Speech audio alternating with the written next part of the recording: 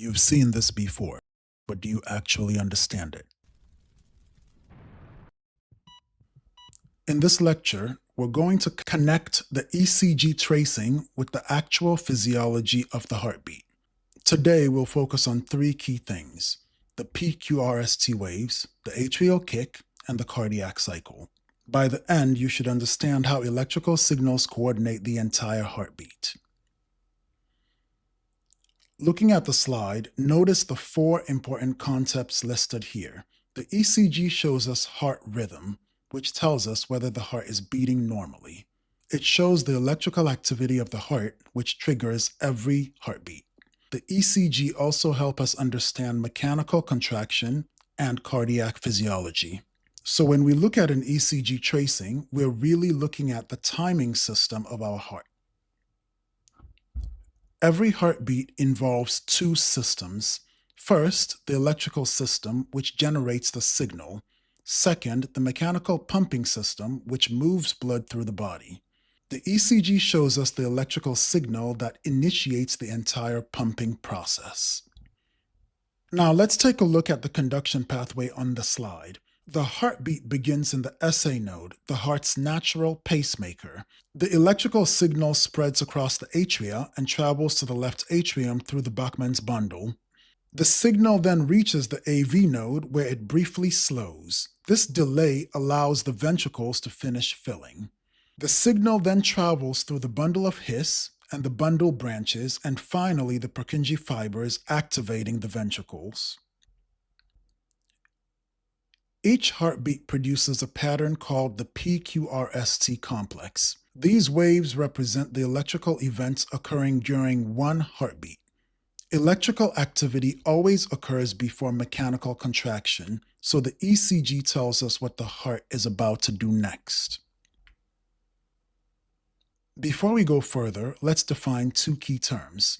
Depolarization means the heart muscle is turned on by an electrical signal. When that happens, the muscle squeezes. Repolarization is when the heart muscle recharges. This allows the muscle to relax and get ready for the next beat. A simple way to remember this: depolarization equals squeeze. Repolarization equals recharge or relax. The heart squeezes, then it has to recharge before it can squeeze again. Now, let's match each ECG wave to what the heart is doing. The P wave shows the atria squeezing. Right after that, the atria actually recharge, but we don't see it on the ECG. That is because it happens at the same time as the QRS complex, and it gets hidden. The QRS complex shows the ventricles squeezing, and the T wave shows the ventricles relaxing. P wave equals atrial squeeze. QRS equals ventricular squeeze. T wave equals ventricles relax. Now that we understand what the ECG waves actually mean, let's connect this to what the heart is physically doing during each heartbeat. It is important to recognize that an ECG tracing contains three types of features: waves, segments, and intervals. Waves represent electrical activity in the heart. Segments represent the conduction of the electrical signals between waves. Intervals represent the total time of electrical conduction events. Segments are the flat portion of the ECG between waves. Two segments are particularly important: the PR segment, which reflects conduction through the AV node, and the ST segment, which represents the early phase of ventricular repolarization. Clinically, these segments are extremely important when evaluating ischemia or conduction abnormalities. The PR segment is the time between the end of the P wave and the start of the QRS complex. This is when the signal moves through the AV node, where it briefly slows down. That delay allows the atria to finish filling the ventricles before the ventricles squeeze. The ST segment lies between the QRS complex and the T wave and represents early ventricular repolarization. It should normally appear flat or isoelectric. Any change here may suggest ischemia or infarction. The PR interval represents conduction from the atria to the ventricles. The QT interval represents total ventricular electrical activity. And the R to R interval represents the duration of a single cardiac cycle and helps us determine heart rate and rhythm regularity. The PR interval measures from the beginning of the P wave to the start of the QRS complex. This interval represents the time required for the electrical signal to travel from the atria through the AV node and into the ventricles. The QT interval measures the time from the start of ventricular depolarization to the end of ventricular repolarization. In other words, it represents the total electrical activity of the ventricles. Abnormal QT interval can increase the risk of dangerous ventricular arrhythmias. The R to R interval is the distance between two consecutive R waves on the ECG. The R wave is the tall spike on the QRS complex and represents ventricular depolarization. The time between R waves represents one complete heartbeat or one cardiac cycle. Clinically, this interval is important for assessing heart rate and rhythm. If the R to R interval is evenly spaced, the rhythm is regular. If they vary, the rhythm is irregular, as seen in conditions like atrial fibrillation. Now let's bring everything together. On this slide, we look at one full heartbeat from start to finish. At the top, you can see the ECG tracing, the P wave, the QRS complex, and the T wave. Now let's connect that to what the heart is actually doing. After the P wave, the atria squeeze. This helps push blood into the ventricles. Then we move to the QRS complex. This is when the ventricles receive the signal to squeeze.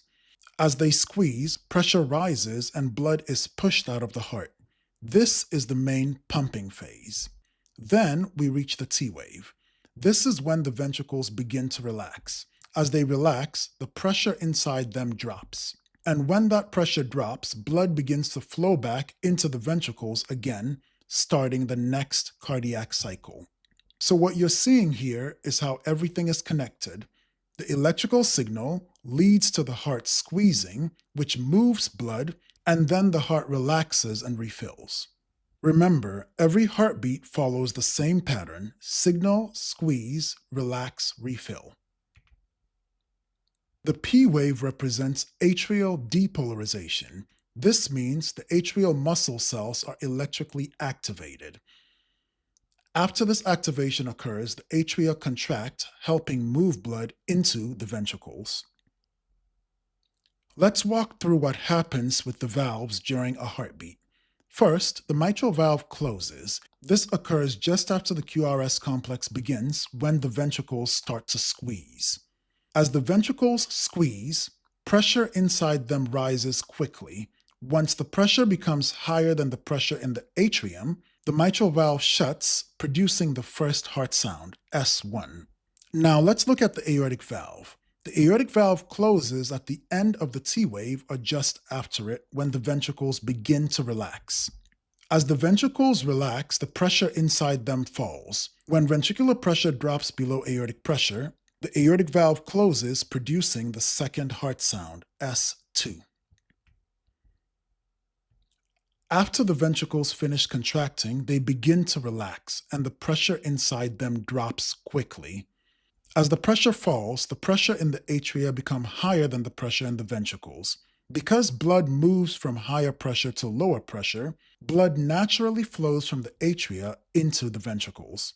This happens without the atria needing to squeeze, and we call it passive ventricular filling. The ventricles do not pull blood in. Blood flows in because the pressure inside them becomes lower. After the ventricle fills rapidly, that fast flow of blood begins to slow down. Earlier, blood was moving quickly because there was a pressure difference between the atria and the ventricles. We call this a pressure gradient. Blood flows from higher pressure to lower pressure. As blood continues to fill the ventricles, ventricular pressure rises while atrial pressure falls. This means the difference in pressure between the two chambers becomes smaller and smaller. The pressure gradient decreases because the pressure in the atria and the ventricle almost equalizes. Because that pressure difference is now small, blood is no longer pushed forward as strongly, so flow slows down. This quiet phase of filling is called diastasis. Near the end of diastole, the atria contract. This contraction increases atrial pressure and pushes the final portion of blood into the ventricles. This is known as the atrial kick. The QRS complex represents ventricular depolarization, which means the ventricles are being electrically activated. Immediately after this electrical event, the ventricles begin to contract. This marks the beginning of systole, when the blood is pumped out of the heart. The T wave represents ventricular repolarization. This means the ventricular cells are resetting electrically. Mechanically, this corresponds with ventricular relaxation. This relaxation marks the start of diastole, when the ventricles begin filling again. Understanding the ECG allows healthcare professionals to interpret what the heart is doing electrically and mechanically. It helps clinicians identify arrhythmias, evaluate cardiac timing, and understand how electrical signals control cardiac function. As shown on this final slide, every heartbeat begins with an electrical signal. That signal produces mechanical contraction, which then pumps blood through the body. Understanding the ECG allows us to understand the entire heartbeat. If this helped you see ECG differently, make sure you subscribe to the Echo Classroom, where we break concepts into clear, real-world understanding.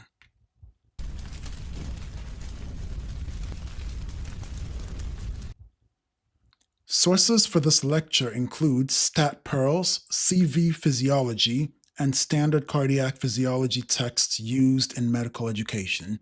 Thank you for your time. Hope to see you on the next one.